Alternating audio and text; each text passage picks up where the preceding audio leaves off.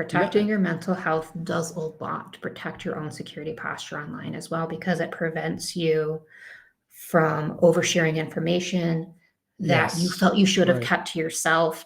Oh, I really wish I didn't say that, but I felt I had to answer.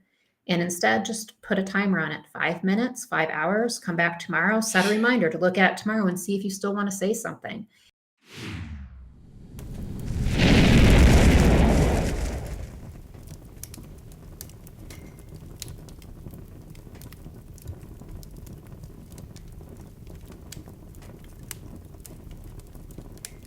Welcome, Fedi Friends, to episode 33 of Fireside Fedi. I'm your host, Ozoned. Fireside Fedi is a show about folks within the Fediverse. If you're seeing this, you are a part of the Fediverse. Yes, even you, folks that are not on the standard Fediverse, temporarily, you're a part of the Fediverse with us. With me today, who you cannot see, for reasons I'll explain in a second, is Quintessence. Quintessence leads Hackaderm.io, is the executive director of the Nivenly Foundation, and is focused on trust and safety on the Fediverse. Quintessence has come up with some amazing articles and tools that I believe that any platform that is running a community should leverage to teach their mods how best to deal with difficult situations.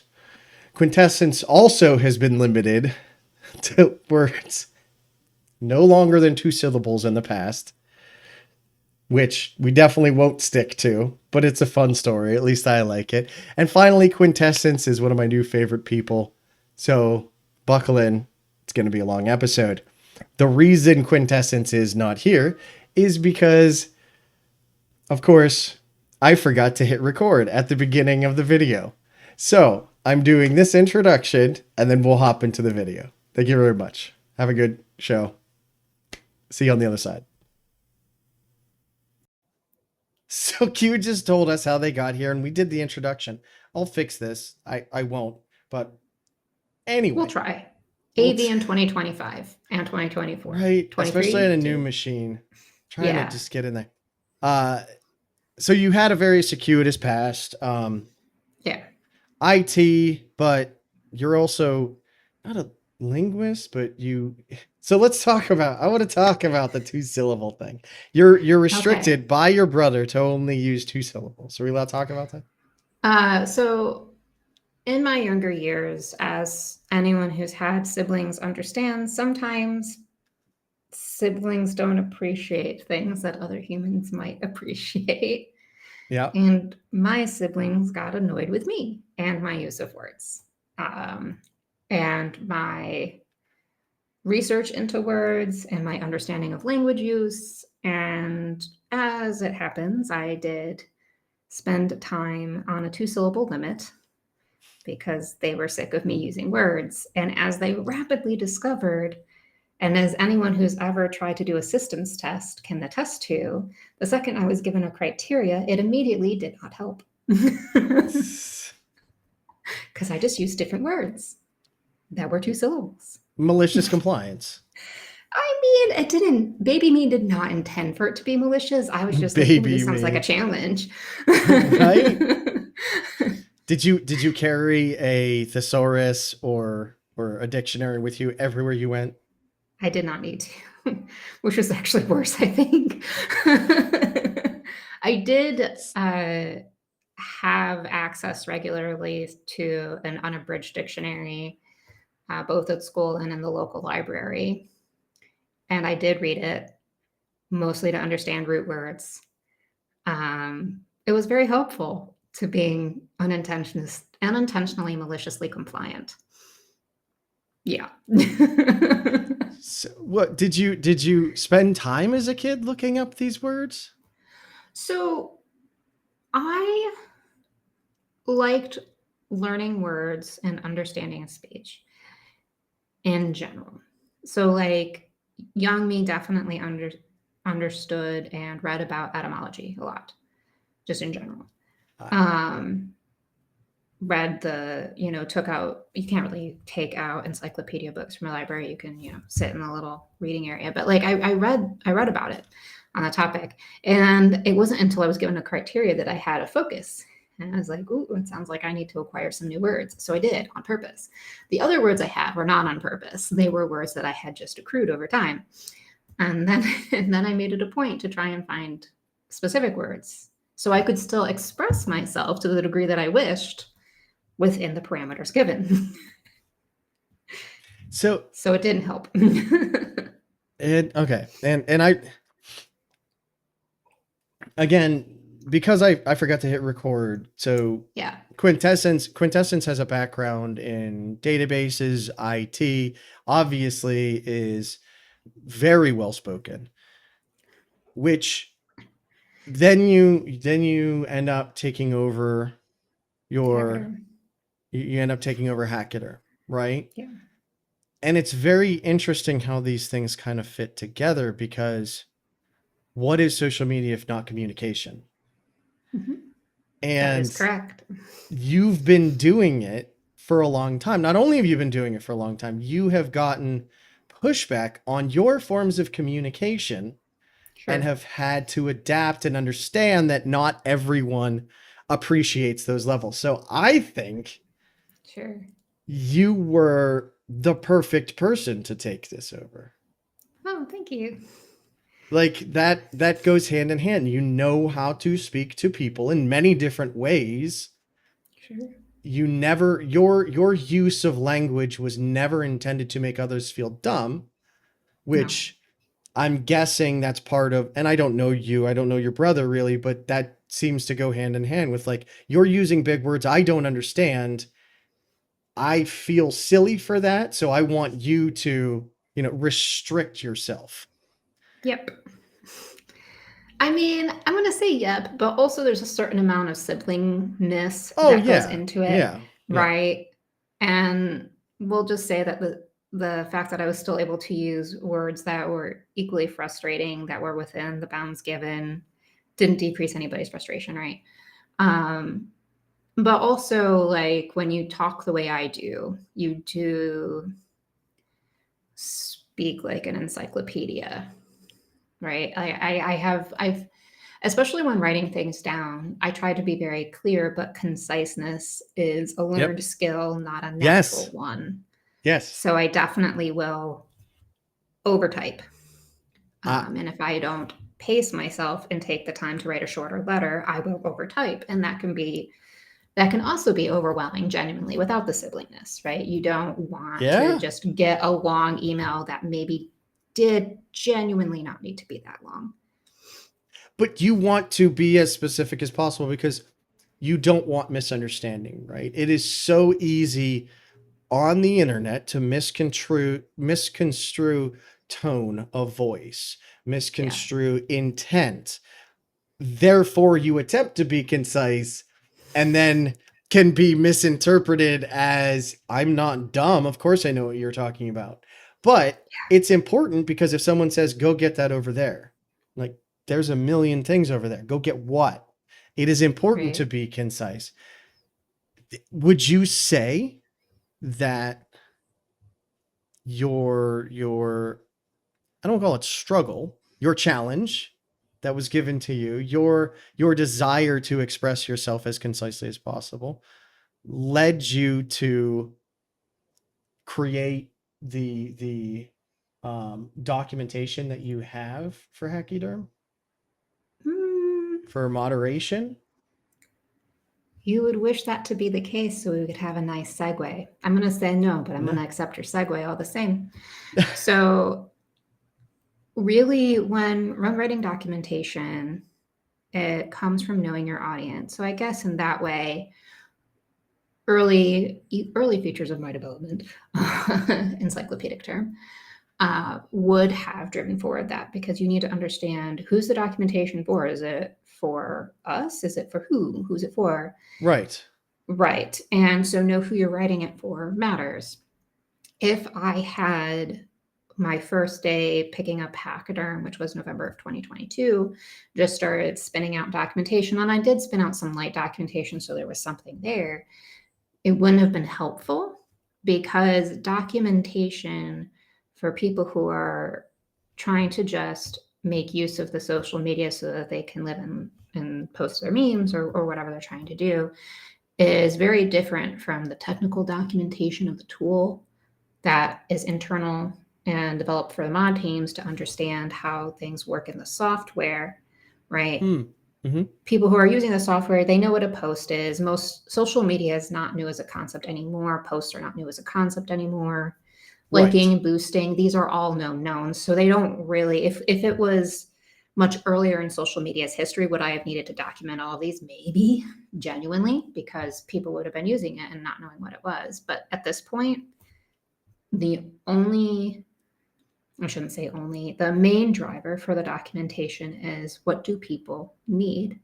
And that required patience and observing how people were relating with each other to see where the gaps in the ability to relate were, and then write documentation that addresses the gaps. It's a gaps analysis. I probably could have said that in 2 words. Okay, but I don't think I didn't know what a gaps analysis was until you told me Sure. just now. So I'm sure there are Yeah. others that don't know. But Sure. wow. Okay, but there's a lot to unpack there. Yes. Because a Yes. lot of folks think that I just create an instance and then everyone just behaves. And you not only have to, especially with it, how many users do you About have? 9 to 10 active accounts, and then 40 some odd thousand in total. That's okay. Again, I think that big tech has completely blown out our expectations of numbers, right? Because Yeah. for a company attempting to sustain itself, 10,000 users is not enough unless they're all whales paying significant amounts of money. You're Sure. talking now millions of people that are needed, let's say for a YouTuber, right, to be sustainable. Right.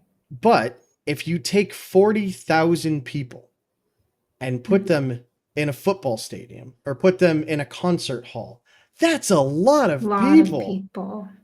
And all Yeah. trying to talk and get their message out and not knowing each other and bumping heads, right? And then you have to Yeah. walk into this situation of, I can't even imagine, and attempt to figure it out. But you're attempting to put guardrails on to help people understand this doesn't need to Right. escalate further. Right. Right. And part of it also relevant to like, well, let's just observe and see what's going on. So for those who are on the Fediverse prior to 2022, they know and understand and had a certain relationship with each other. Mm-hmm. 2022 dramatically changed things because of the acquisition for Twitter, where a bunch of what was kind of self-referentially called the Twitter refugees started to slam into the software, just kind of looking in someplace else to go that didn't have what just happened to their space, for lack of a better way to say it. And obviously many people still stayed on Twitter, and it's a whole thing. But it changed the Fediverse in a way that I think a lot of early Fediverse citizens didn't fully appreciate, because appreciate like they didn't like it. Sorry, we'll say that. They didn't like the change because there were cultural norms for how to engage Yes. with each other. And Right. now you have a bunch of people who don't know the cultural norms, and some may not be respecting it on purpose. Some might not be respecting it because they genuinely didn't know. They just got here. And there are lots of things in those early times that was causing a lot of friction. Content warnings is an easy hot button that caused a lot of friction, because it is reasonable to understand that when you come from a platform that doesn't have functional content warnings, even if you see the features Well, there, you might not expect it to work. So they you don't don't use it. they don't even have enforced content warnings there. Right. Right. Yeah. And so you can see how someone who comes from a different Mm-hmm. system enters a new system, an unfamiliar system, Yeah. and has not mapped it accordingly. But the incumbents of that system had a very special relationship with content warnings, right? It meant a lot to Right. them. It meant a lot to show courtesy and respect to each other, where you didn't force certain types of triggering content, or most triggering content, on each other. And that was the abstraction for how content warnings were used, right? Yes. But how do you transfer that information to a new person in a way that doesn't feel encyclopedic, like what I just said, and actually feels like it's something they can and should be doing? And Yeah. so watching things like that and watching other cultural norms is what you're referring to, the mental health and boundaries on the internet and all that stuff. That top section of our documentation is all about encapsulating healthy norms on the Fediverse. Right. Yeah, and I think folks should the preserving mental health section I think is massively important, not just for Hachyderm, not just for the mods. Sure. This is a good doc to, if you're concerned, how to manage your mental health on social Right. media. Right. But stepping back from that, I think you mentioned something very interesting, which we often don't consider on the internet, is cultures, Mm-hmm. right? And I think that is one of the biggest benefits of Mastodon and the Fediverse in general, is that you can have your culture anywhere, but you need to understand when you're jumping into someone else's server, there are expectations. There's a specific culture. Like the one thing that I Right. remember, my French teacher, I can't even remember where she said she went. She went on vacation one time and she gave someone a thumbs up. And apparently a thumbs up is the same as the middle finger here. So like people were getting really pissed off. It is a cultural shift. The difference is she flew 20 hours to get there, whereas Right. you are 20 milliseconds away from a Right. whole different culture. Right. And Right. that not only causes difficulty for the person joining the community, but for the community and the mods as well. So Yeah. everyone try to remember to be as accepting and open and understanding as possible. We are not Twitter. We are not Facebook. We are Right. us. There's a lot that can be said for what is the consequences of federation, right? Yes. Yes. You That's an have a excellent point. bunch of, on the humans for humans side, you have a bunch of instances that may or may not be aligned with each other, that by default are going to be federating with each other. And they have to understand things like, at what point do I not federate with this other instance? At what point Right. is behavior I don't agree with Yep. moderatable? And understanding when that happens and being able to take action on it and being able to like assert why that action was taken, right? Yeah. But like there's, Yeah. the shorthand that sometimes I say is like Hackaderm has a don't be a dick rule, and all of our other rules are kind of diving into what that means. Don't be empathetic, don't be transphobic, don't be racist. They all kind of funnel up into this number one kind of abstraction of everything underneath it.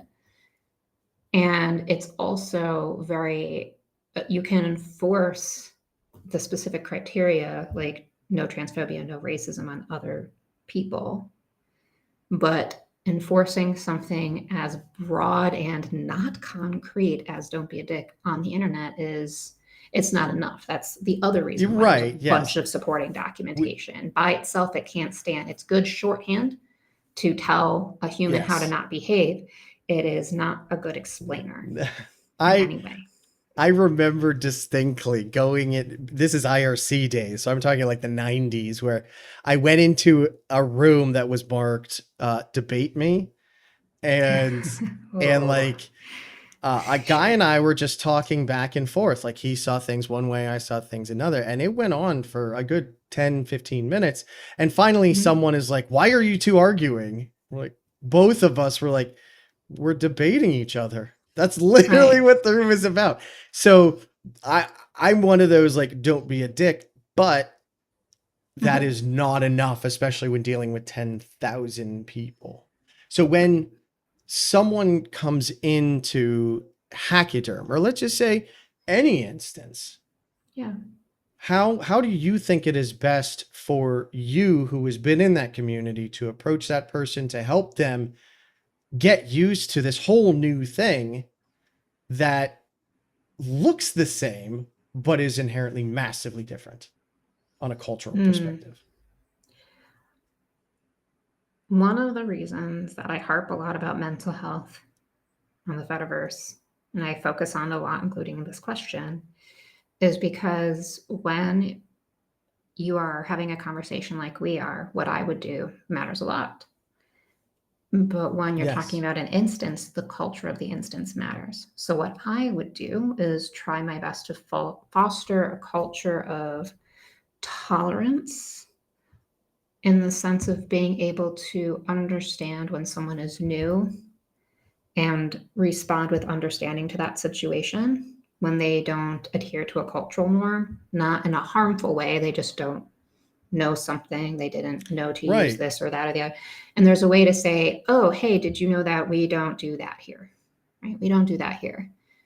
And give psychological safety to the room because I can't individually one to one that many people, but I can try and present the team and I a culture on the instance that has psychological safety in it.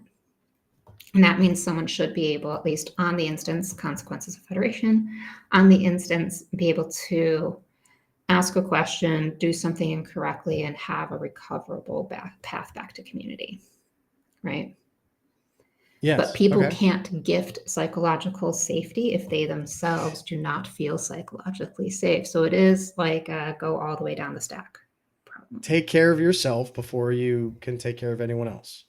Right. Take care of That yourself, is take care of your immediate circle, and then they take care of their immediate circles and it propagates outward.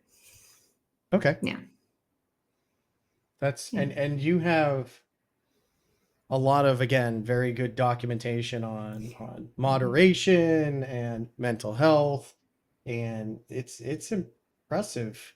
Again, that have you documented this yourself? You've had help with this from your community? The documentation is 90% written by me specifically. You can, the Git commit history will tell you that. So I'll just say that. Okay. I mean, yes, the team, obviously, I work with them, but as the head moderator, as the one who sets the policy that gets confirmed and everything, I sit down and do my awareness building of where people tend to be struggling on the social aspects of social media. And again, try and fill the gaps with that type of documentation. Yep. So how do you take care of your mental health? Because not only are you, again, a responsible admin of a server is Yeah. not just responsible for themselves. They are responsible, if they really want it to be a community, they are responsible for everyone underneath them, which includes the mods that are responsible for everyone underneath them, which includes hopefully everyone feeling that they want to take care of everyone else and be responsible. In a happy, world, that would be the case. Sadly, it's not, but you have, Yeah. as a mod, again, you have to deal with some pretty heinous stuff, I imagine. Look at some pretty not safe for mental health pictures. Sure. A lot of folks don't realize the kind of background stuff that people deal with, and I relate it to, again, this, my background is criminal justice. I've never Mm-hmm. been a police officer, but I've known police officers. I've worked with police officers, and while they are in a very um, observed state and they can easily manipulate power, they see the worst of society all day long. Yeah. And I'm not saying you see the worst of society all day long. You see some amazingly fun things, but you're the one that has Sure. to deal with it, right? So, how do you take care of yourself? That's a very good question. So, understanding is a bit practice what I preach, I guess, for the shorthand. And then the longer form is, you know, if I'm going to tell people that they can disengage from any argument at any time, which we do when things get a bit off the rail, I also can disengage with anything at any time as well, right? We can walk away from the computer or do whatever shorthand we need to take a break. So I will walk away from the computer or I will Yep. go outside if spoons and weather are amenable and I will find maybe I'll make myself tea or I'll read a book or I will do something that disengages me from a situation You fully that I need to be disconnect disengaged from. yourself. Yeah. Right. And you and I had talked about that. And that's why I kind of wanted to bring it up, because Yeah. we often forget that these messages that are directed at us or even just in our feed, they Hmm. don't need an immediate response. They do not. Your phone buzzing that you have a new email does not need an immediate response. Your text message does not need an immediate response. I mean, unless someone's hurt, but Sure. then there's still nothing you can do in that moment, right? You need to, it is okay to Right. just walk away. It's okay to walk away. And kind of to your point, having a healthy understanding of when to walk away is key. And Yes. knowing that that is Yes. an ongoing relationship with yourself is important. Uh, you mentioned a lot of notifications, and as part of my answer to how do you protect your mental health, I am very particular about what applications I allow to notify me instead of me going into the application. Yeah. And you smile, but like very genuinely, my texts do not ping me. My Yeah. apps do not ping me. My phone does not buzz except for like partner and close numbers that I allow to do that. Yeah. Nothing else, phone wise anyway, pings me in that way. I've, my wife gets upset sometimes because she calls me and I have my phone on silent. Yeah. And when I've talked to some friends about it, they're like, well, you can't respond to people fast enough. I was like, it doesn't, I don't answer to the phone. The Mm-hmm. phone answers to me. And if there's a problem, someone will get a hold of me. But 99% of all of the messages are not. And we Yeah. don't need to jump on the spot. And I do the same thing. I pretty much everything I have, I don't get notifications for because Right. it's not And kind healthy. of, because, and relevantly to something you just said too, do I get to ask you questions? Sure, absolutely. Go for it. Yes. So we have we have to communicate with each other when we're setting expectations.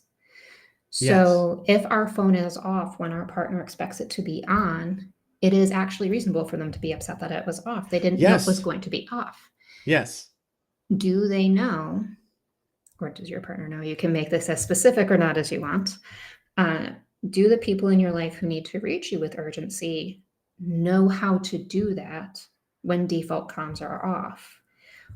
All messages via SMS are low priority. If you need to reach me, do this. That's an excellent question. Yeah, my wife and I, the main way we talk to each other is through Matrix. So Mhm. that is one of the few things that I actually have that I allow to notify me. Now, Right. because I'm in so many rooms, I'm in so many projects, pretty much all of them are silenced. Right. Even ones that I'm like, I don't want to silence these, but then like at 2 a.m. people are talking in there and I'm like, nope, sorry, it's got to go off. Like, no offense to anyone. I love the conversations. I want to have the Signal. Actually, I've gotten Sure. involved in Signal and my Signal group turned into, which I love, talking about Terry Pratchett novels. It's got me more into reading Discworld stuff, which I love. But even that, I had to mute because it is an active community. It's like, while I am a part of that, I am not a part of that at 1 a.m. There's Sure. nothing that that channel could tell me at 1 a.m. that I need to hop on, right? Right. So, That you can't just read on your breakfast and or lunch and or whatever break the next right, day. yeah, Right. Sure. yeah. Yeah. So, Yeah. yeah, Yeah. I mean, my wife knows how to get a hold of me, and she's basically the only one. So, yeah. Yeah. And Right. I'm at the computer, and pretty much whenever my phone's on silent, I'm at the computer, so I hear her messages anyway. But yeah, no, that is a fair point. In order to set appropriate expectations with her, we need to communicate and let each Yeah. other know. Yeah. We always need to communicate. And it's interesting because even as you're describing the pattern, the abstraction of that pattern is you know and have an understanding of which apps talk to you and which apps Yeah. you talk to, Yep. where the direction of communication control, or however you want to phrase it, is happening. Does it get to interrupt you or not? And it's interesting because we all know of notification fatigue, right? Yeah. Eventually it's too much. If you have all of it on, it's not good for your mental health because you can't be Mm. responding constantly, but eventually you're going to start ignoring them. And I just realized this kind of reminds me of, and anyone that's my age, I guess, probably your age, where when the web was coming up, there were a million applications that all wanted access to your web browser bar. So then you'd have the AOL bar and the Yahoo bar and the MSN bar and whatever other Sure. bar. And we eventually got to the point where it's like, this is just a joke because they Yeah. wanted to hold that attention. And now notifications are that new way to hold your Yes. attention because that's where the money is. Right. And That's, oh man. understanding what relationship you want to have with any app that you use or install, and also relevant to your other question, I'm also very choosy of what apps I even install versus just Yes. go to their webpage, right? Because what relationship do I want to have with that app? Do I want to introduce the attention grab of having a work Slack on my phone versus Right. someone from work needs my attention? Should I be switching to my laptop and siloing that communication there? Right. Right.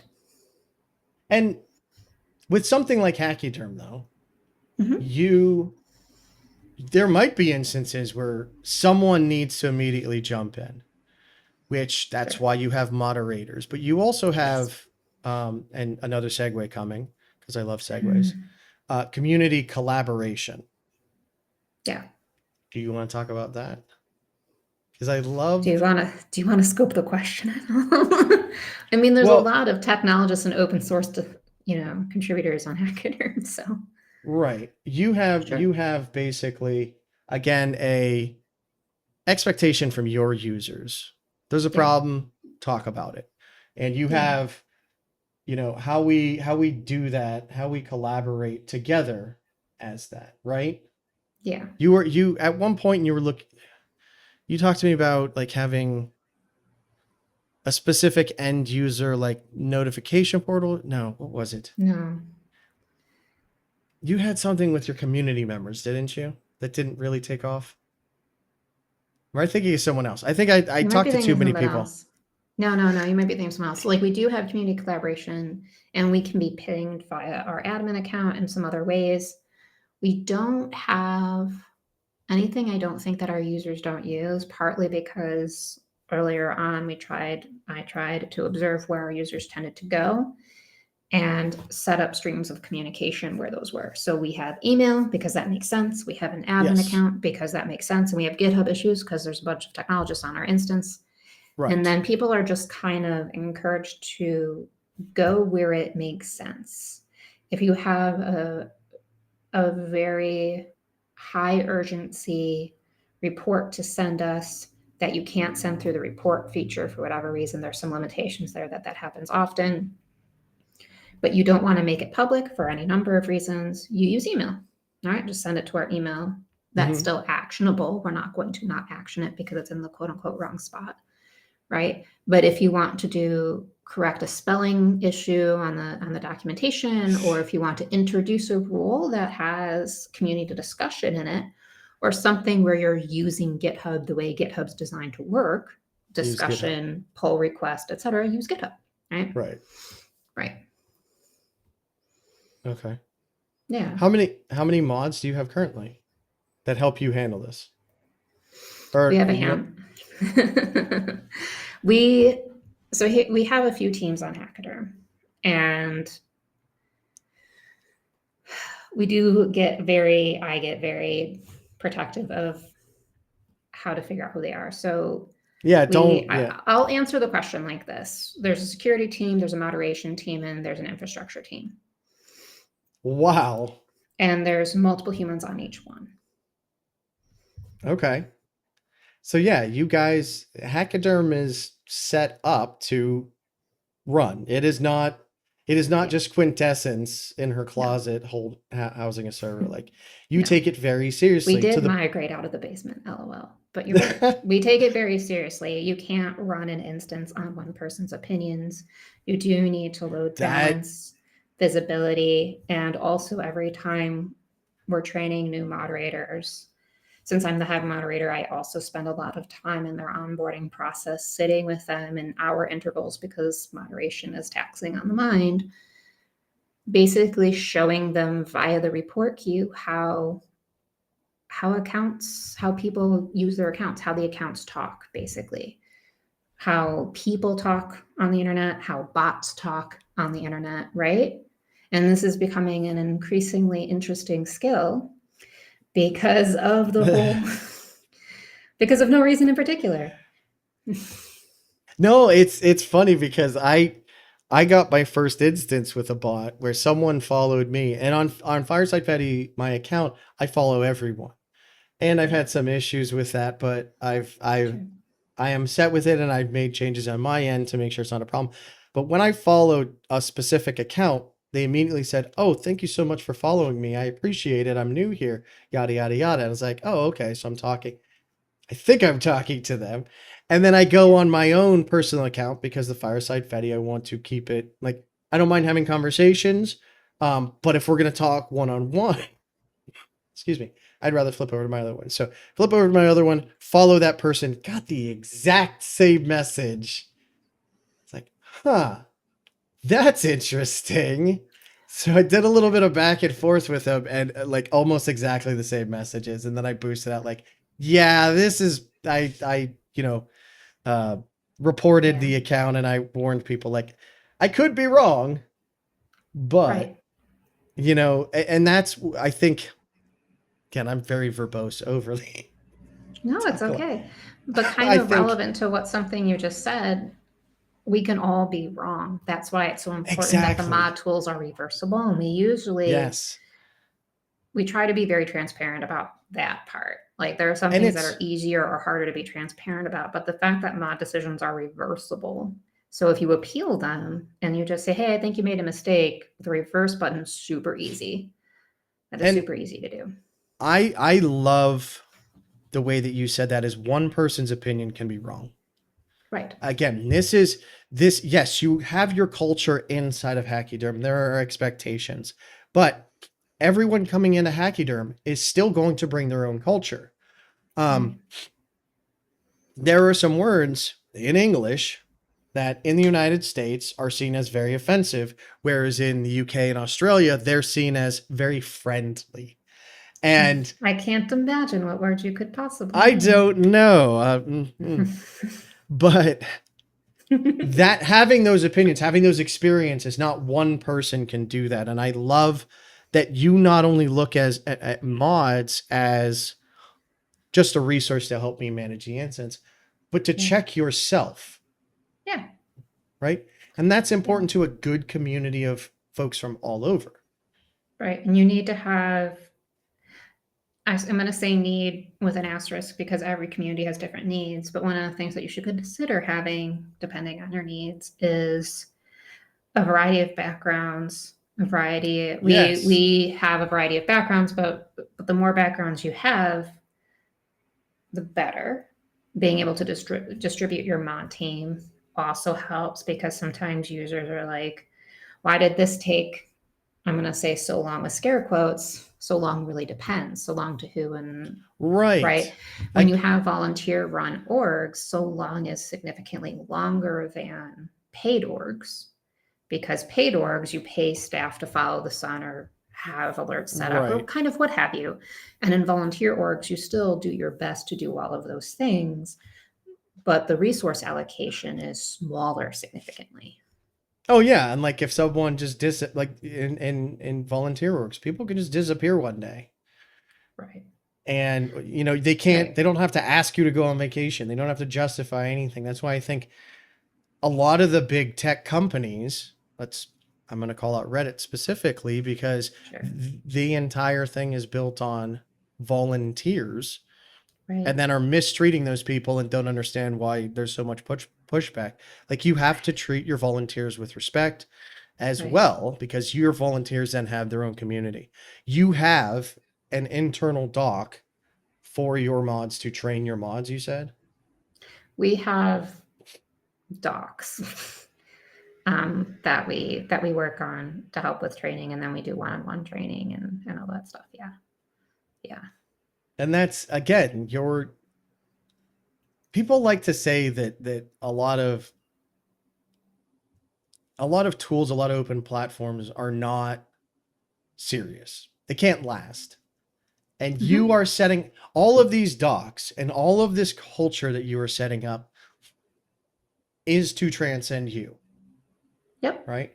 And at Yep. any point, they can, decide maybe Quintessence is wrong here. Let's have a conversation. And Right. you know, I love that. I love to see that, and I love to see how many people, again, 10,000 people. That's 10,000 unique experiences that are valued, that Hmm. also have to get along, and like that's Or at the it. very least, disengage when they don't, Disengage, depending. right? Yeah. And that's fine.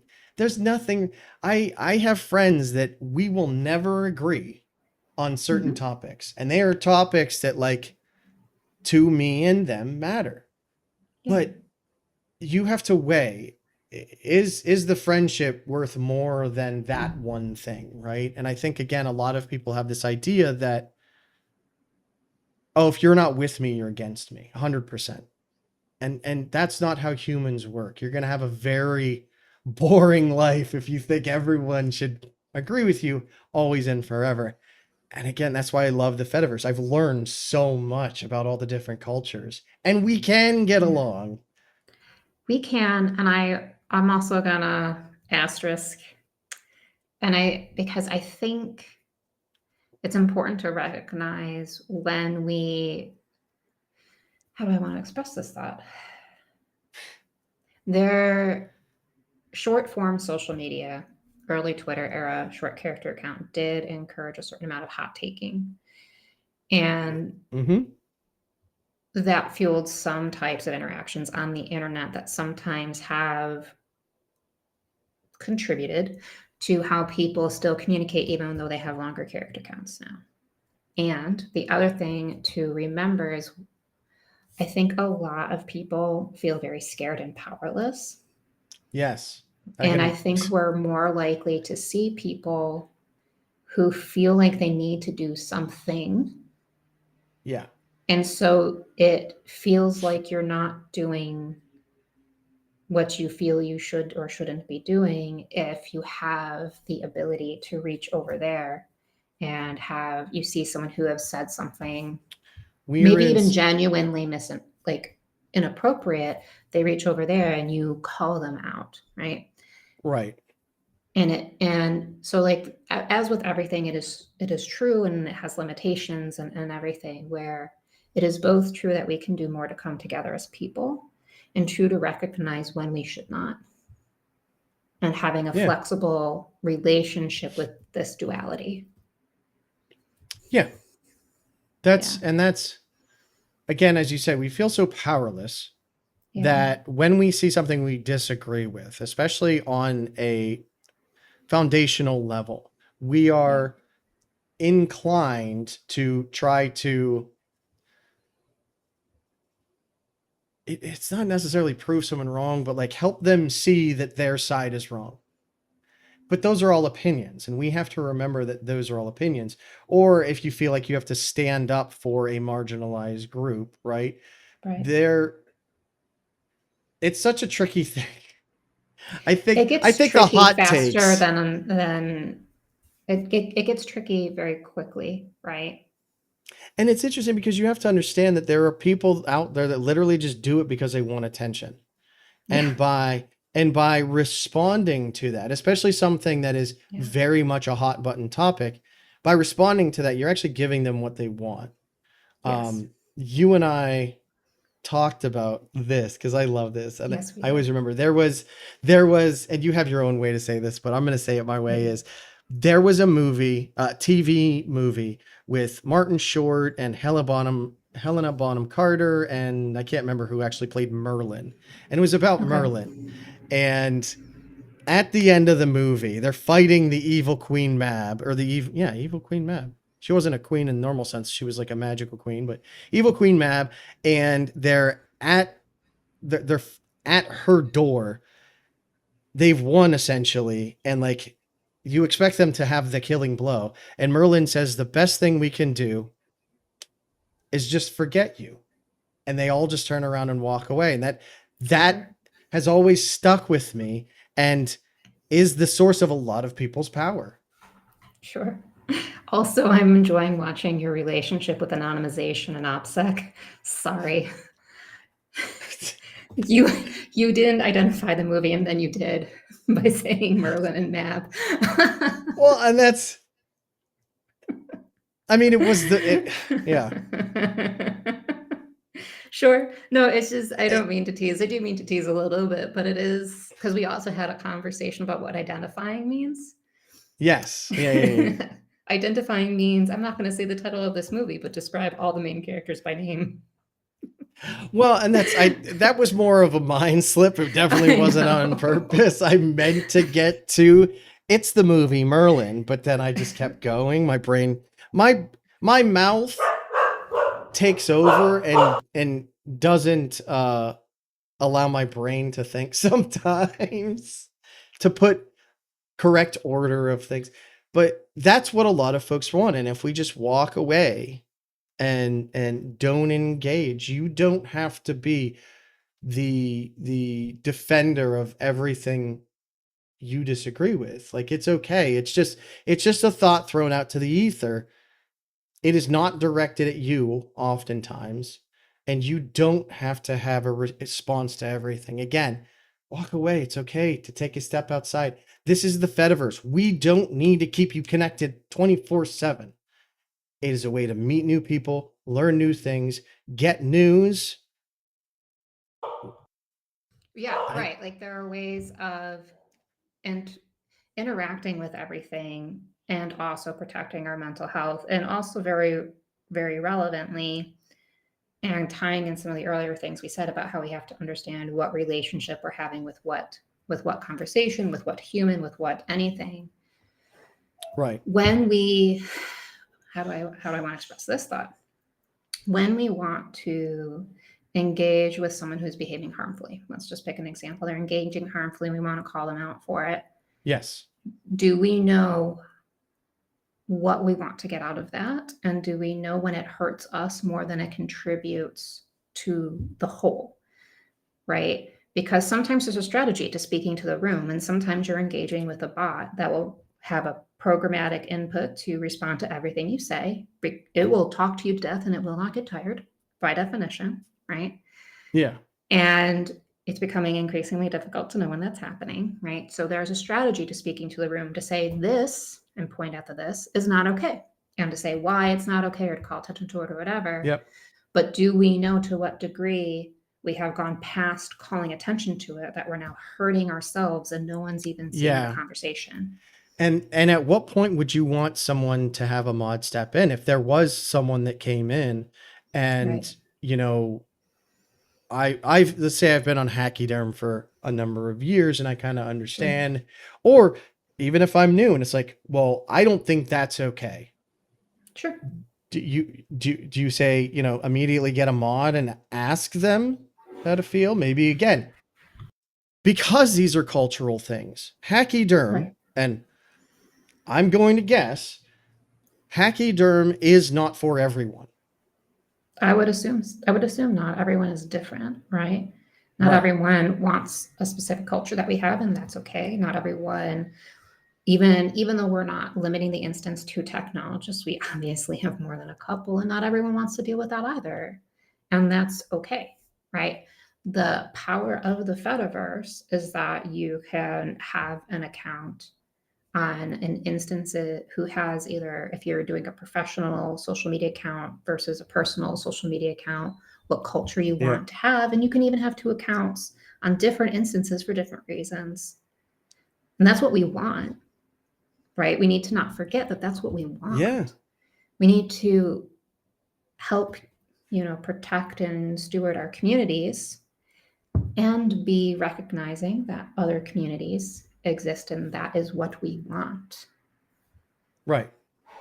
And there are communities that we're aware of out there that could be on the Fediverse and they choose not to.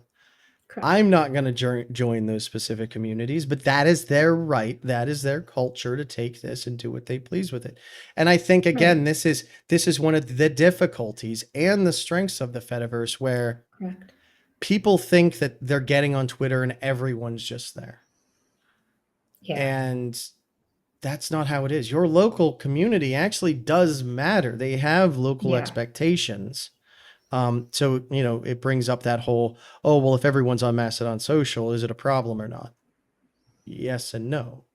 Everything's yes and no. Not everything, but many Right? things, I guess. There's, Like yes and no, kind of all the time, right? but And to what degree?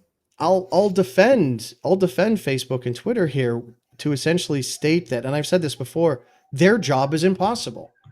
They are attempting to bring together every single culture. I mean, for their own greedy reasons, but they're trying to bring every single culture and make them all get along on one specific culture's expectations. And it will never work.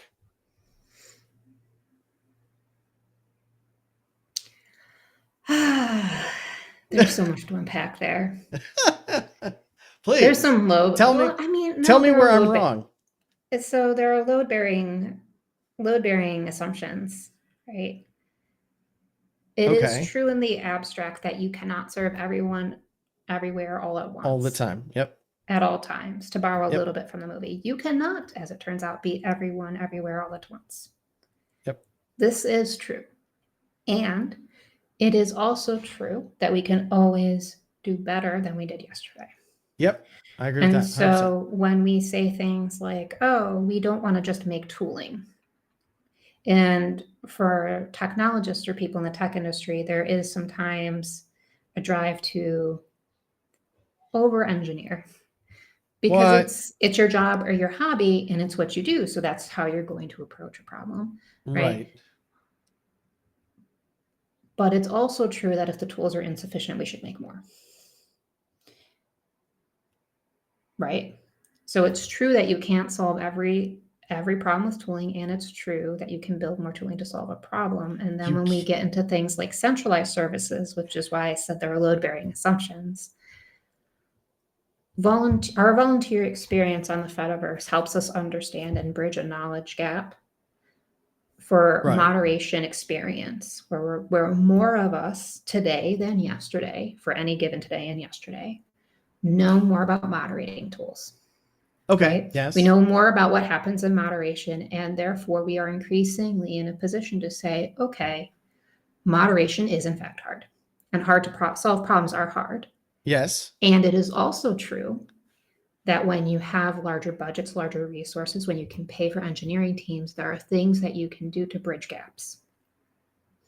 And so I think a lot of the criticisms that some of the very profitable centralized media gets stuck in the middle of is, even though you cannot please everyone at all times everywhere, there are people who point out gaps, addressable gaps, and those addressable gaps they feel don't get addressed. Yes. And that is also true. So I know that got a little circular, but hopefully it still made sense in the end, where you said, so, to give them a little bit of credit because they're trying to please everyone everywhere all at once. Well, yeah, I wouldn't say they're trying to please everyone, but they are trying to moderate something based on their culture, and they think that they can moderate it all together at one time. There will always Given be the size and distribution of the mod teams on centralized social media, agree to disagree on that one. Okay. No. Well, but so you talk about tools. I mean, you can over tool though too, and you're never going to fill all those gaps, which is why I feel that something like the Fediverse model is significantly better, because those companies won't invest into those edge cases because they're not financially viable. I mean, they are to us because we care about human beings. They are not to them because they care about money. Regardless of what you say about the people at Facebook or Twitter or anywhere, the company exists for money. The things that we want may not be financially viable in a profit-driven sense, but they're necessary. Yes. They're necessary expenditures in the we need to have them sense. Right. We need to pay people to build them. Yes. And we are the kind that would rather spend $1,000 and protect even a couple of people, where they see it as, that's only a couple of people, we don't need to spend $1,000. Yes. So it's, again, I feel like the Fediverse is very much a human driven technology, where in other places the technology is there, for ads. One of the things that I always find interesting talking to folks that are not as technical as us, that Sure. maybe there are people out there that don't realize what is, what kind of company is Google? What kind of company is X? What kind of company is Twitter? And Right. and invariably people will say they're technology companies. And we know that is not true. They are advertisement companies. They only get their money through advertisements, through technology, where, again, and I don't even know where the hell I'm going with this. I'm just rambling at this point. So tell me to shut up if you wish. But to extol the virtues of the Fediverse, this is very specifically wholly dependent on people, Sure. donations, and content, and being able to have those interactions and being Yeah. able to talk to others. We it's human driven in the sense that we have made certain choices as a Fediverse, kind of. I say we made choices. Obviously, we also choose what type of tool we're running on our instance, like Mastodon Right. Which or whatever, matters. but You're right. which also matters, period. But so it is true we are very human driven. It's also true that donations can kind of come from anywhere.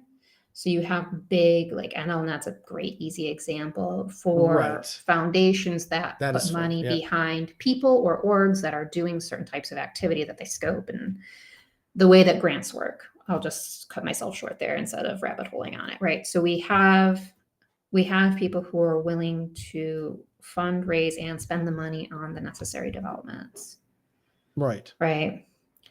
And I'll agree a little bit. I'll, the big centralized social media platforms, when they monetize advertisements, so you get to pay to have increase to your reach and whatever, a pay to play model that benefits large payments over small payments, will result in communities that receive content that has been paid for them to see, right? So in that Yes. sense, it is an advertising, but advertising, like everything else, can be analog or not. It doesn't have to be high tech. So they are Yes. still No. tech companies. They're not tech companies just because they advertise. They're Correct. But both. they They're are, both. their profits are driven from advertisements that is Sure. gotten to you via technology. But so you're in a very, again, unique position here, because not only do you have Hacky Durham, Mhm. but you have Nivenly. Yeah. And I would love to talk about nivenly for as long Sure. as you would like, because I Sure. think I think your model is the model that, like NLNet. So I'll say this: with the United States, if we look at IFTOS is in a position now all of a sudden where IFTOS can no longer exist. And for those that don't know Mhm. IFTOS, it is a company set up, a nonprofit company, which I'm hoping to have Jazz on in the future, who runs it, a nonprofit company to help trust and safety in the Fediverse. And they were Right. getting grants through the United States government, and those are dried up. I'm not getting into the reasons for that, but it Sure. is not outside the scope to think that there comes a day where NLNet is no longer able to do the amazing work that they're doing. So Right. we have to come up with other ways as well, right? Yeah. And that So we depends on also, people. yeah. But so we also tried to come up with ways that are always evolving for Yes. how it makes sense and what is sustainable, because people's availability and perception shifts, and people's willingness to do, Yes. or I say willingness, What even ability, right? Because what we're what they having, find, well, what they find value in at any given moment. right, what they find value in will shift, but very genuinely, if you think about it, there are a few crises happening all at once. And so people who maybe previously received joy and pleasure from innovating and building may find they literally don't have the mental function to do it because they are overwhelmed by everything else, Yes. right? Which And is, so we want the cooperative model to be such that, when people feel that they have a sense of ownership and they understand that as a cooperative they actually do, that they apply that sense of ownership and say, we should do a thing, and I will write a proposal for a thing, and I will talk to everybody about the thing and engage a collective in a thing and see how that works. And our goal is to ultimately make it so that people work together in this way and that they are able to have the conversations that they want to have. If they want to be doing, actual open source code versus working groups, that would both, as long as the working groups are also applicable, they would fall under nivenly scope. And so earlier in the year, we had a job seeker council spit up towards the end of last year / beginning of this year. But also relevantly to what I'm saying, we noticed a dip in traffic, even though the unemployment crisis is higher, specifically because the goal of the working group is to have people share knowledge. And even on an unemployment crisis, people need to have enough spoons to do that. So, for example, let's say I used to interview people and you used to review resumes. If we're both looking for work, you help me clean right. up my resume and I Yep. interview you. And by our powers combined, we improve our ability to navigate the industry's open work, right? And if we're applying to, depending on how long our unemployment has been, not just a few jobs a week that we're targeting very strategically, but we've been unemployed long enough that we're just like, spray and pray. We're just Yep. going to see Been, what we're going to see what we hit. been We there. also are, if once we're engaging in that kind of a crisis mode strategy, we probably aren't engaging Yes. in the improvement strategy, and that's not a judgment either, No. because the You're situation where you're in where more survival and more mode. people are, yeah, everybody, when someone's in survival mode and when an increasing number of people are in survival mode, it damages the collective's ability to be cohesive and work together and to provide Interesting. mutual support for, like, let's all work together to get jobs, let's all work together to accomplish some goal. But we can't because now I'm working 3 jobs and I have a baby and my spouses and this and that, right? And it compounds Yeah. in a way that harms us. Well, and that's, yeah. That's I And I mean, I've been in mention that all of that. situation. Yeah. We all have, right? I mention all Yeah. that because all You and me too. nonprofits are struggling right now Which is for a why, yeah, variety of reasons, right when I'm starting up right? mine. Yeah. LOL, right? But Right. it's Yeah. funny because it's not, right? All nonprofits are struggling in different ways right now. Some Mm-hmm. are struggling because their funding model is struggling for reasons.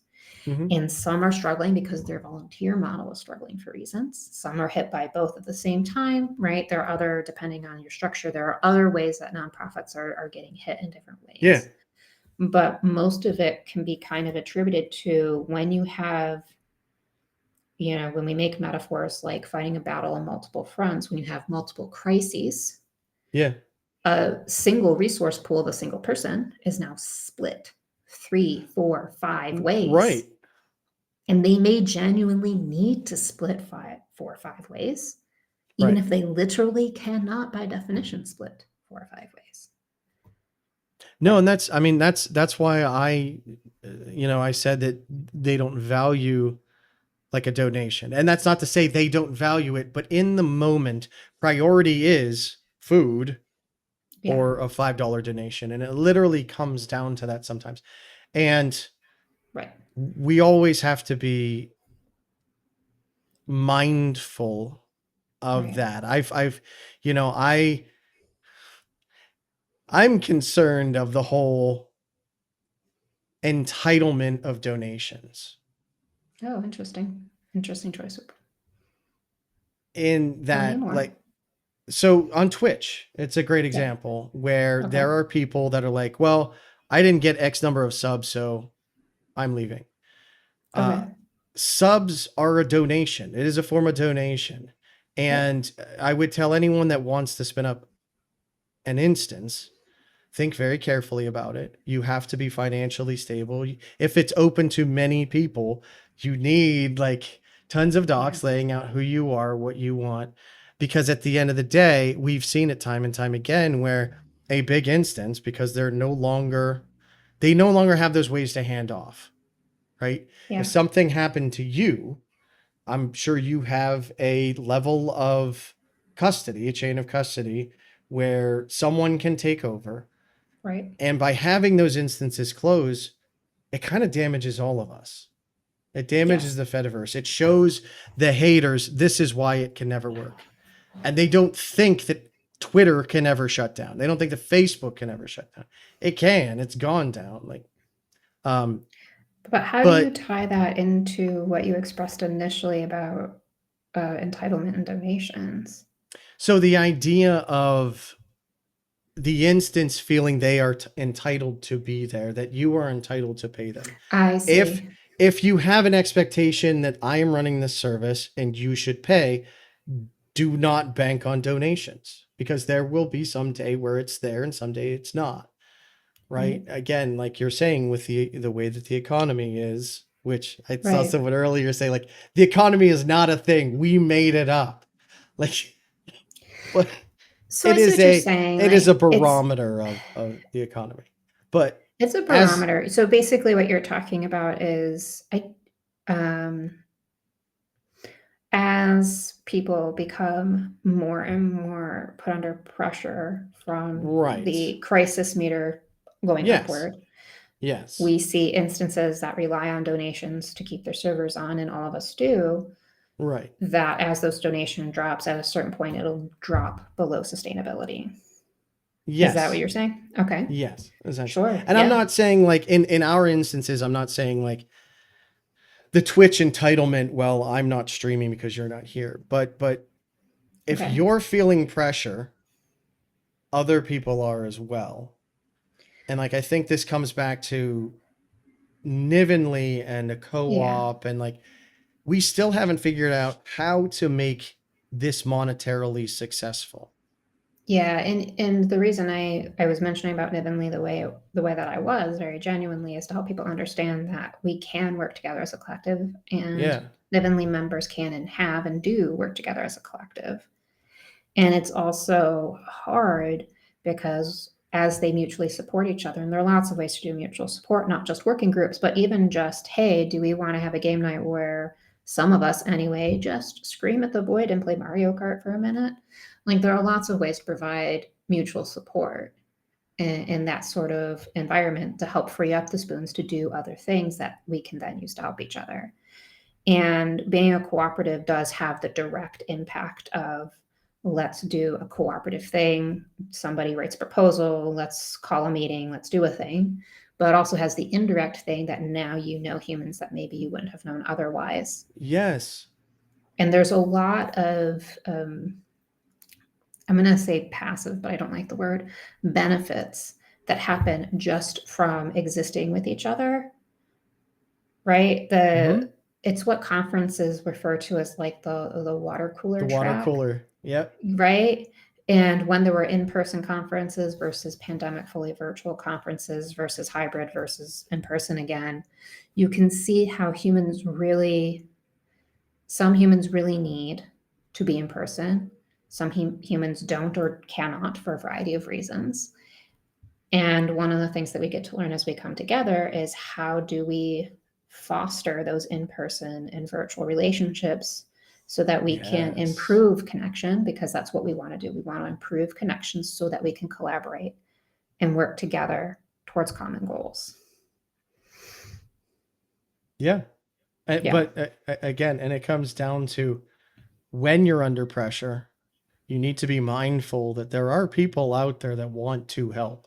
Being in a part of Yes. that collective makes that step easier, Being right? in a collective makes that step easier. And it also helps when people either learn over time or know when they come in that because you are by definition, if you're a member of the collective, you are a stakeholder in the traditional sense of the word, you don't have to wait for someone else to kind of allow you to do something. So, like, you can write a proposal at any time. Hey, everyone's having a hard time, and I'd like to write a proposal for a working group or a study group, or some of us should take like an AWS certification exam or whatever, and let's all make a working group for that. And now write up a proposal, and someone will write. All of these things are It's things that you can do. and it's again, it's just to bring humans back to being human. We often Right. forget in our technological lives that there are other people out there. Well, That I think, yeah, I don't think we forget. I think that as time has marched forward, how we interacted with each other has changed faster than our massively, yeah. generational ability to keep up with it. Yeah. No, You that's can fair. definitely like tell by observation who are tech natives. And I don't mean tech industry. I mean who grew up when technology was Right. so ubiquitous that it was in every home, Right. who was in the buffer period and who was before, right? Right. Who Yep. was waiting for home internet to arrive? Who was waiting for home phones to arrive? Who was waiting for what, Well, and it's right? interesting because we think a lot of, and again, we had this conversation. We think a lot of these things are new, right? We worry about grandma and grandpa getting scammed online, but they know what a scam is. It just takes a different form now, right? Yes. And it comes at you instead of one a year or, one in Yeah. your life. They are literally nonstop trying to fire at you to see that one person that they can get. So they look different, Yeah. but literally it's all the same, just being transmitted to you through a different device. Yeah. I was And I kind was of to waiting your for the point. Sears catalog. Yeah. Oh, I yeah, had I the see. Sears catalog. But very genuinely, the way that a certain generation would have experienced a scam, kind of to Yeah. that point, is maybe it arrived in physical mail or whatever. Knocking And on your then door. once knocking on your door, maybe, or flyers put in the mailbox or put in the door or Yeah. whatever. And then we move forward to phone scams when people started to experience phone scams. And then we moved into automation where you Uh, can robocall every number in a district or in a in an area code, yeah. and just rapid fire through those numbers so you get a live one where a human answers and then route it from the robocaller to a call center. And it's highly automated, right? And the generation that grew up with flyers knows what a scam is, but doesn't understand that the impact of automation is that 300,000 phone numbers or 300,000 phone numbers or whatever can be dialed in minutes or seconds, Yeah. right? They don't know your number. They just did combinatorics and fired off a bunch of like dial requests in an automate, like, right? And then you picked up. They didn't have your number, which is very different from people who grew up with physical types of spam or scam that were coming to your mailbox where there was a literal white pages that Well, literally was circulated and they had to know your number for that strategy to be effective. and even we that grew up in the technological generation, there are still new scams all the time. Yeah. I remember that when the scam started about Bill Gates is giving $1 million to the next 10,000 people that respond to this, Yeah. and like I'm like, okay, well that one's new. There's no way that's real. And then you have to go and do your due diligence. But those are still coming out every single day. So even us, we're still learning. I mean, again, Right. bots on the Fediverse now. Right. Right. I mean, bots on the Fediverse now, but bots are becoming more realistic, but have always been here. And I think one Yep. of the things that we in the Fediverse need to be more consciously aware of, because I think we've always been aware of it. Yeah. We just, because we, for whatever reason, didn't model it this way, we were like, oh, bots are new. Oh, wait, bots in space has existed since 20, Yeah. whatever. And that's not the same type of bot, granted, and it's Right. clearly intended to be bots. But the idea that bots in some shape or form have existed is in and of itself not new. The fact that certain things are becoming more accessible to everything and everyone means that the push and pull between benefit and detriment is happening and cycling faster and faster. So we say things like, oh, let's talk about a hot button technology and the impacts that it can have and the benefits it can have and then the impacts that it has and then the benefit. And you can see the scales oscillating like this, but instead of kind of flatlining where there's a known sustainable point, it is going to instead continue to oscillate. So we can't say, okay, well, this situation is stabilized now, and now I know how to respond to it. It's like, oh, it's still rapidly evolving even now. Right? Yes. And it With will other continue forms to. of scam, with other forms of spam and scam, we learned what the shape of them was. I remember getting a phone Yes. call like in my early adulthood asking me for a social security number. It was one of the earliest phone scams I had personally received, as opposed to things that had just routed to the house somehow. It was right. And I remember thinking, oh, that's fake. I wonder how often this is going to happen. Right. Right. And then you start to get All the emails from your time. bank over time where it's like, we will never ask you for your account number over the phone. It's like, oh, Yeah. interesting. I wonder what the scammers are doing today that you feel the need to send this warning out. Right? Because it costs Right. them less to send the warning than it did to suffer whatever just happened. Again, Right. not to say that they're evil and not humanist, but that's what it comes down to for a lot of companies is money versus time. And even the bots, like as we were talking about, like they're, 1,000 years ago. There's a reason we call it snake oil. Yeah. But at that time, it was more valuable to people, single people, to go around selling snake oil because in a crowd of 10, even if you got one, that was worth it. Now we know Right. you're not in a crowd of 10, you're not going to get it. It is not worth it. We are Right. crowds of thousands, hundreds of thousands, millions of people. And it's Right. going to And be interesting when seeing you how have the we adapt to whatever borderless, comes up. yeah, when you have Yes. Yeah. Yeah. the Yeah. borderlessness of it, where it's you can have a very small number of humans architecting sometimes relatively simple, sometimes very complicated types of scams and spam automation.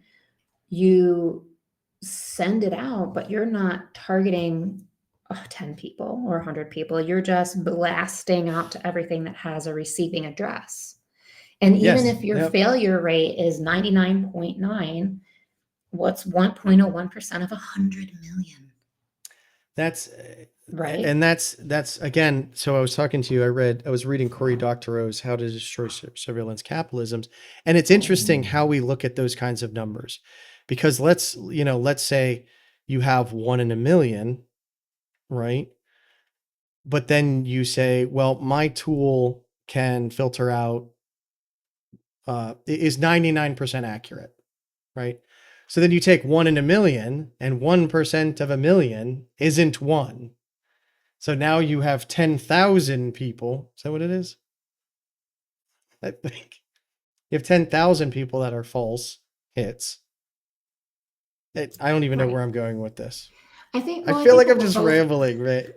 no. But what we're both building towards is whereas before certain we need to change how we're modeling the situation Yes. Yeah, yeah, because yeah. in a bounded model you have I need to understand my strategy to have an outcome because it is very resource expensive for me to Yes. do something. I either need human power or I need product or I need a car or I need I don't know what, depending on what airline type we're talking about. It's very resource expensive, very time expensive for me to do something that yields a return. But in our Right. modern model, it is very resource cheap, And it, right? I think a lot We of the need to model what scams, that means. and I think a lot of the scams are hidden in plain sight as the things that are not scams, right? How many times have we heard of an advertisement that was a malicious advertisement? Which Sure. I feel like a Right. lot of people, that's why they don't want advertisements on the Fediverse. Sure. But and then it becomes even more difficult, right? Well, there's twins. One of them is a scam artist and one of them is not. But how do I know which one's which?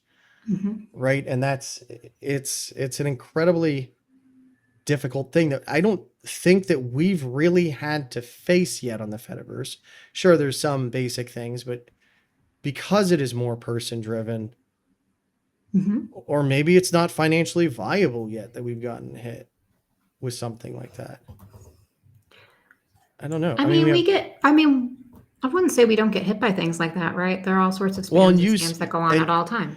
you Yeah, see it a lot more than I do. So yeah, what are your thoughts on it? I'm on a single person instance, me. I'm actually on sure. 3 single person instances.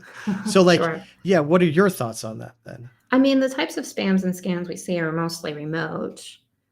So you Sure. would probably Yep. likely see them as well because there are, even if things are resource cheap, you're still going to find what is the lowest barrier to entry for you to do a thing. You'll either self-host a thing or Yep. try and gain entry into another instance. You'll do something, right? You'll find some way to implement what your goal is.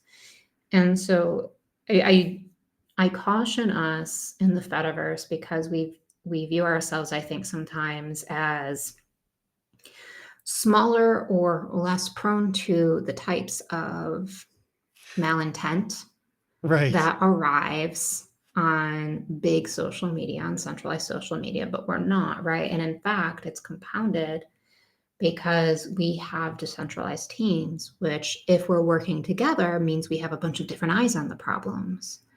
But if we're unable to work together, you will get instance A knows about scam A, instance B knows about scam B, Yeah, that's a and good they point. can't share information unless they have a way of how to do a responsible disclosure and if the receiving instance knows how to vault the information they're receiving.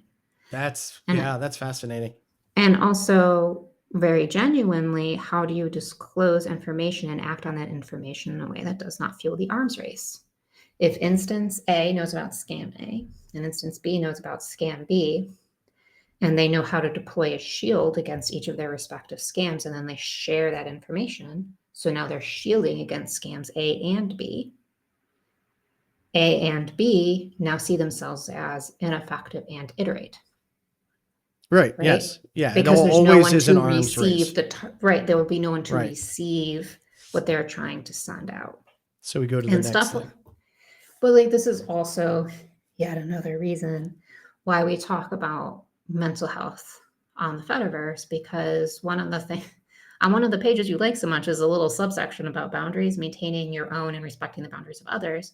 But when we think about spam and scams, one of the things that we can understand them or model them as is a boundaries violation. I, the Boundaries. scammer, want you to click a link that you don't want to click. I want you to share information with me that you do not wish to share. I will trick Right. you by phishing links or forms or whatever to share that information. It's a boundaries violation. I, in the scammer hat, want you to disclose, share, or behave in a way that is maybe not in your best interest, but is in mine. And so I will engage in tactics to try and poke you into doing it. And it is a type of boundaries violation, right? Interesting. Yeah. Again, I love this conversation because these are the things that's like, well, yeah, obviously I know that that exists, but I didn't have the words for it. Sure. And being able to classify something helps you to more easily spot it and define it and give it a face. And now that you Yeah. know it has a face, it's easier to look out for that face again in the future. That's really Right. interesting. Yeah. And coming up with abilities to understand. And all models have some use cases and not others. Obviously, it's not exclusively modeled as a boundaries violation. There are other factors that go into spam and scam and that sort of thing. But very genuinely, from a human perspective, the way that people can protect themselves online boils down to protecting your mental health online, right? If someone's trying to scam you, how do you handle it? If someone's trying to invade your space, how do you handle it? Yes. How do you Yeah. handle it? How do you handle it? How do It's you interesting. handle it? So like it's interesting because if you're on self-hosted instances with a user Right. count of one each, Yep. how do you protect yourself? Because then you're kind of in a one-to-one ratio, right? Where your community is you and your defense team is you. So how do you protect yourself? Because you can't stop yourself from seeing it. It's your own moderation cue. So what does that look like for you? I know you probably want to hear what happened next on the show, but the following section is only available on the Fediverse. These uploads to big tech platforms such as YouTube, they're just to spread awareness about the Fedi. They were never supposed to be the official way for you to watch the show anyway. So go on and get the full episode on video.firesidefedi.live. It is absolutely free, just a different website. This video will now continue from a bit later in the conversation. A human who enjoys engaging in conflict will not tire, and a bot who has been programmed never to stop talking to you will not tire either, by definition, in both cases. But is it to your benefit to try and figure out what situation you're in, or do you just know when you've had enough? Yeah. Protecting your mental health does a lot to protect your own security posture online as well, because it prevents you from oversharing information that you felt you should have kept to yourself.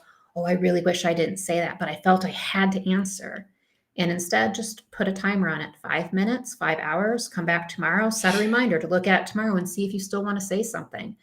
There are things that you can do to just buffer your mental health, to be like, you know what, this person was a jerk on the internet. If I say something, will it make either them or the room less jerky? Yeah. Right. No, and that's yeah. And even so, I'll say this too is, I suffer from anxiety. I'm constantly at odds with it, to the point where when I am mentally and emotionally drained, my anxiety kicks up, and I'm like, things like this are never going to take off, or the Fediverse is never going to take off, or we're going to be cooked to death, or like I shouldn't do the company, or this or that. It's like, you need to, I've started doing the same thing. Like, well, I should just shut it down. It's not going anywhere. It's not doing anything. And I shut it down. I'm like, wait, this is that. I have no expectations with, the show or with the company. It's like, hang on, it's a lot of responsibility. I'll come back in a day or two to see how I feel. And every single time I come back and I give myself that time and I just disconnect and I focus on something else, I come back, I'm like, okay, I'm okay. Yeah. We can still do this. I can energize. We have this fear with projects that if we walk away, we're never going to pick it back up. But I say two things to that is, one, if you walk away and you never pick it back up, that's okay. Yes. It does not define you. But if if it is something you enjoy and you love, you can put it down and walk away and you will come back to it. Right. We create our own FOMO. Yeah. And that's one of the reasons I talk about some of the volunteer efforts the way I do. Like, expansion is fine. Contraction also needs to be fine. It is, yeah. Because if you set an expectation of unlimited growth, that is the wrong model. That is not the model we want. That's not a human sustainable model. Sometimes you want to build, I'll pick on Instant Pots for a minute, right? Because they make a really good, durable product. And then what happened? You have an initial surge in buying because you make a good, durable product. And then you have a fall because people don't genuinely need to replace it every 5 seconds. And for people, that's good. And in the unlimited growth model, that looks terrible. But I sincerely hope that there are more Instant Pot shaped companies in the world in 50 years, because we genuinely we shouldn't need new stuff every 5 minutes. Yeah. Right. No, and the same is true of your volunteer efforts as well, where you're like, oh, I really want to learn about cryptography. So I spun up a project on cryptography, and that was my special interest for 6 months. And now it just isn't. And that is okay. Yeah. Right. And you think you have to learn everything and push yourself as hard as you can. You need to take time for yourself. Check in with yourself daily. Yeah. Yeah. So yeah, that's the main thing I just wanted to be explicitly tying in of this. This is why we've been talking the way we have. We had some seed conversations which maybe didn't make it obvious, but This is why we talk the way we do, right? And I think this is a normal and expected what we want.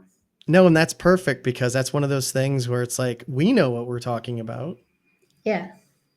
So, no, that's a good point. What is the best way to support you, Hacky-Derm, Nivenly?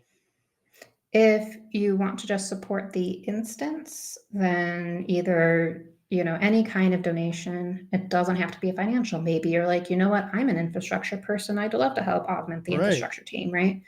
If you want to donate your time and you want to support your instance and be on moderation or infrastructure or security or what have you, then reaching out to any of us, me is fine, to just voice an interest, and then we'll talk about intake and applications and time expectations and whatever. Or if you're just a person and you want to be like, can I just give you $7 and you can keep the servers online, thanks, that's also fine. And that's all on our documentation for how to do that. Yep. Yeah. And Nivenly Foundation yes, as well takes donations, and I'm assuming you look for folks that are interested in helping, and you support. It's the same model. Projects. So it's the same model. And if you're looking at Nivenly itself, you're looking at supporting the foundation, which is volunteering to support the foundation or donating to support the foundation. And if you're looking at a specific project, so there's obviously Hacky-Derm and there's obviously Packley, maybe less obviously Packley. I said obviously because he was on your show previously, but you can either donate time or resources to a member project and have it go to that member project. And that is also very helpful. All right. Because it's a human org, do human things. Yes, that's why we're here, for human interaction and human content. Human interaction. I'm not like, I don't know if anyone's aware. I'm not trying to get rich off of this. I'm not trying to actually make any money. I actually like talking to people like this. I've had so many people like on YouTube. It's like, well, how do I make money? It's like, how do you make money now? Yes, ads, but sponsorships and donations and all of that. And it's not an easy ask, but I'm just happy to have people to talk to and interact with, because if it was just me on a single instance, there is literally no reason to run it. Sure. So, but all about people. Now for the real reason I asked Quintessence here is to give them to win a prize of a lifetime. Our prize today is a Sapient Pearwood desk. We figured if Discworld can spy on us and steal our ideas, we can steal some of their magical products. Are you ready for the quiz, Quintessence? Man, I don't know. Am I? I don't know. Never. Are you? We'll find out. Yeah. Find out at runtime. That's the most developer thing I've said all day. You were... Excuse me. Damn it. I broke the podcast, or the podcast is mine now. Sorry. No, that really was. You're no longer human. You're an IT person. Yeah. All right. Favorite movie and why is it Spaceballs? Oh, we can make it Spaceballs. Spaceballs is great. I just rewatched it recently too. Spaceballs. Is it your favorite movie? I wouldn't say it's my favorite. I don't know if I have a favorite movie. I'm not deep in TV and movies, but I have seen it and I do like it. And it is funny because there are a few things that I like from the 80s and 90s that are less true as time goes by, which is that the balance between effects that were good enough versus hyper realistic and the dialogue that was superb overall is very different. And so it's nice to have realistic enough effects that make fun of terminology like jammed. Yes. And like you have this spaceship that is very visibly a model. It is not a CGI. It is a model in front of a screen. And it has jam on it because that's what you do. And it's jammed. Yeah. And it's great. And the dialogue around that scene was hilarious. The scene where they're watching themselves get that's up my to favorite scene. Right? Yeah. Like it was so good. It broke the fourth wall on occasion. I loved it very much. It is. And the jammed thing, I love play on words. Sure. And that part was great. But where they're watching themselves, I've never seen anyone break the fourth wall that way. Normally it is just talking at the camera or something like that, or looking at the camera. And that is calling themselves out, making the movie. And Yes. I could quote that whole scene, but anyway, good answer. Mhm. Next question. Terry Cloth, pterodactyl, or Terry Pratchett? Terry Pratchett will always win every time. Yeah, I know.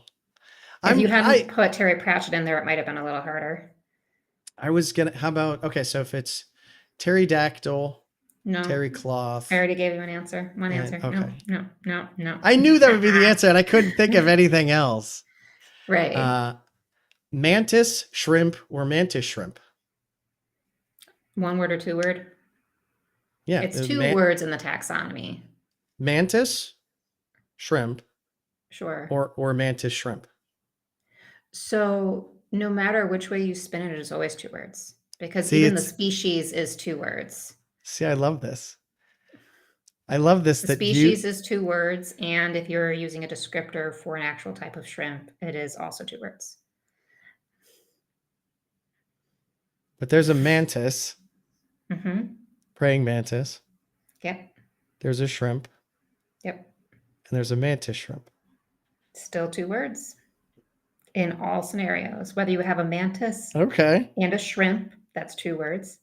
If you have a mantis, if you have a shrimp you're describing as mantis-like, it's two words. And if you're talking about the species mantis shrimp, it's two words. It's always two words. There is no situation I can contrive where it's one, aside from a typo, which is just a lot. Hat tip to anyone who just got the joke. You were thinking on a completely different level than I expected is what it is. But I'll say good job. You got it right. Thanks. Oh, and I apparently didn't fill out the quiz, so I'll be doing this live. What does an alternative universe quintessence do? If you just grab that from my bio, I was talking about Hertzsprung-Russell diagrams, which is just stellar evolution. Oh, the mantis shrimp thing? I did, but I wasn't expecting all of that. No. When you said what would alternate universe quintessence do, no, I did not. Bio-based. Oh, interesting. No. I still talk about Hertzsprung-Russell diagrams, which is about stellar evolution. And I also talk about mapping unfamiliar systems and stuff. So maybe that didn't help you. I don't know. I have no idea what any of that means, but okay. That's what an alternate universe quintessence does? Well, astrophysics. Yes? Yeah. Okay. All right. Sure. Well, I reached out to an alternate universe quintessence with my alternate universe phone. And she told me that she's a linguist. And I asked her what languages she speaks. And she says, well, she just speaks language, ergo she's a linguist. Sounds very cunning. Sure. I made it up on the spot. That's the best I got. No worries.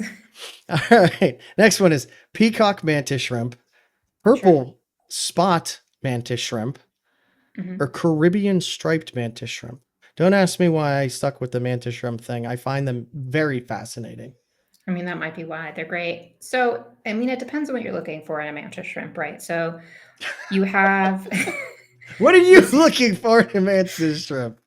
So when you have the two main types of mantis shrimp are going to be hammer type and spearing type. And you have both in those answers. The hammer type, both of them are predators, but the hammer type kills its prey using a hammer where it breaks a shell and it hunts things like snails and crabs and whatever. And then the spearing type spears fishes exactly the way you would expect. Spearing type hides under the gravel so that it spears upward. So it's in the sediment of its wherever it lives, be it in an aquarium or out in the wild. And then a hammer type lives in the live rock or the coral reef. Again, depending on what setup you have it in. So I've mostly taken care of hammering type mantis shrimps, which are very interesting because they also create their own matrix in the live rock and or coral that they're living in.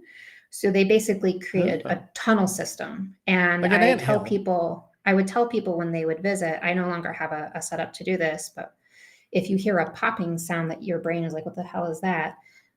It's the mantis shrimp because it sounds like that. And the reason it sounds like that is because it's chipping its way through the rock to slowly build its den. And it will do this all the time. That's just what it will do, is make its little lair, as it were. They also supercavitate because they move faster through the water than the water can move out of the way. So it creates a bubble and emits a little light flash. Not enough that you can see it easily with the naked eye, but if you're watching with the camera, you can catch it. They're pretty amazing.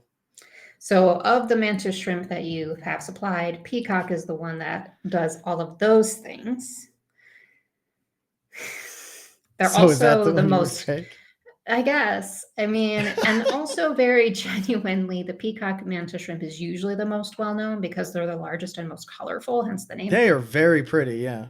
Yeah, the other ones look more, so like the last one you described is very similar to the zebra mantis shrimp, which is another spearing type that's striped, but largest in the mantis family. It's about 15 inches, give or take, in its adult size. I know way too much about this Holy shit. species. So they're very large. And peacocks are almost as large as the zebras. So they're both very large. So when people think, most mantis shrimps are much smaller. They're a couple of inches / a few centimeters, depending on how you want to talk about them. But like literally, if you look at the length of your thumb from tip to knuckle, the one on your hand, not the one in the middle, like that is about the size of many species of mantis shrimp, the adult size. So peacock and zebra, yep. And so peacock and zebras are significantly larger. So when people think of them as an animal, that's what comes to mind. Yes. Yeah. Okay. Yep. Peacock? Yep. Okay. No, this is great because usually people will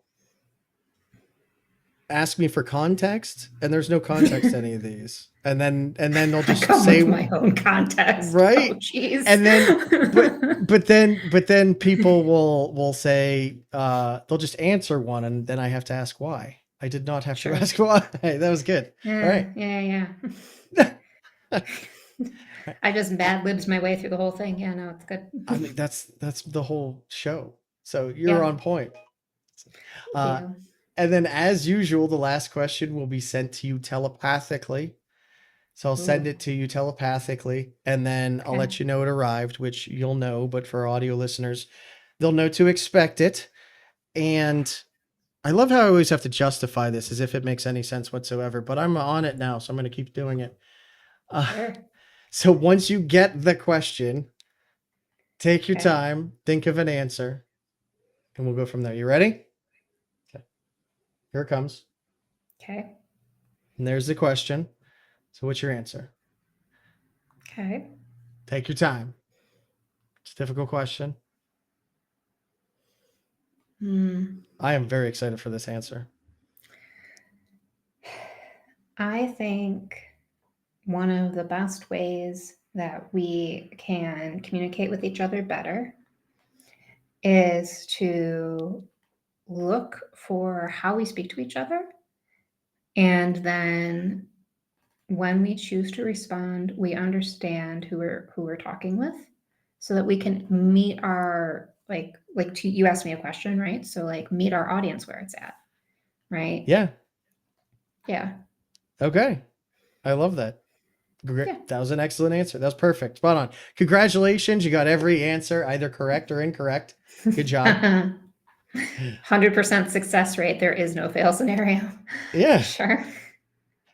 Unfortunately, when we went to get your new desk and it somehow walked away, not really sure how that happened.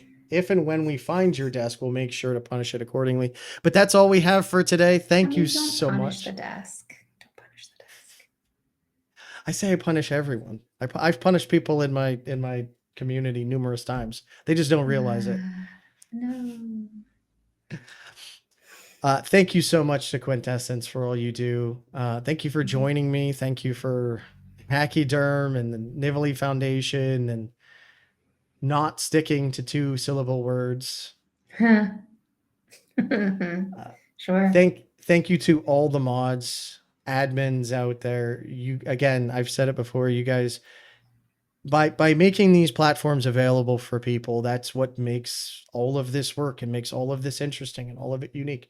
So thank you all so much. Make sure everyone to donate to your instances, your admins, however you can. Again, if it's monetary, that's great. If it's helping with docs, if it's helping with translations, all of it matters. Even just communicating with people and giving people a minute. Don't immediately jump down everyone's throat. Give them time. Walk away when you have to. If you think about saying something mean or rude, it's okay. It's okay to walk away. Really. Yep. It's okay to say what you need, and it's okay to walk away when you're done. And it's okay to not engage with someone who's not engaging in good faith with you. There you go. Yeah. And as Deadpool says, believe in yourself. Sure. Yeah. So thank you all so much. We'll catch you on the next episode. Have a good one. Bye.